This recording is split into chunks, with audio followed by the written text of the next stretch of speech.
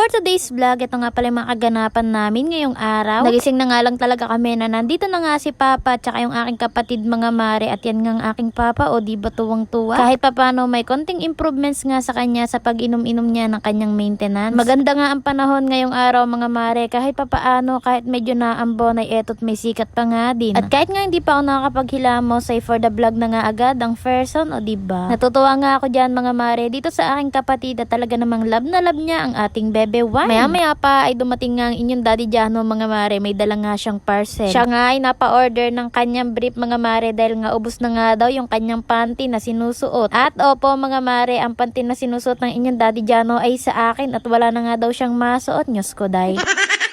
At baka naman magtaka pa kayo mga mare kung bakit nga ang inyong daddy Jano yung nag-o-order ng mga ganito para sa kanya. Kasi mga mare, kada ako isasahod ay binibigyan ko nga din ng inyong daddy Jano para nga kung gusto niyang bumili ng mga gusto niyang bilhin ay makakabili siya. Halimbawa na nga lang din yung pyesa sa motor ay makakabili nga siya mga mare kahit hindi na siya magsabi sa akin. Tawang-tawa nga talaga ako dyan mga mare dahil nga itong kulay ng kanyang mga bagong brief ngayon ay ibang-ibang kulay sa mga dati niyang sinusuot. Hindi nga ako sanay ng gantong kulay mga mare at parang pang girly-girly style nga siya. Tuwang-tuwa nga ang person dyan at meron na naman daw siyang bagong brief. At hindi lang ang inyong daddy Jano ang tuwang-tuwa kahit nga ang ating bebe wine. Maikwento ko na nga lang din pala sa inyo. Ito nga si Wine, tinuturuan na nga namin magsalita mga mare at magpakilala ng kanyang sarili. Alam nyo, nakakatuwa pa dito sa batang ito ay napakabilis niyang maka-adapt mga mare ng sinasabi. Kaya naman hindi pa haya-haya ang pagsasalita namin mga mare, lalong-lalo na kapag kami ay nagagalit at nagagaya niya nga yung mga bad words. Siyempre hindi na tayo mga mare magbabait-baitan dito dahil kahit minsan-minsan ay nakakapagsalita din tayo ng di maganda. At opo, normal talaga sa ating mga tao na nakapagsasalita tayo ng hindi maganda.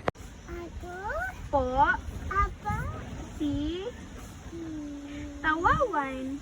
Waway. Galing! Very good!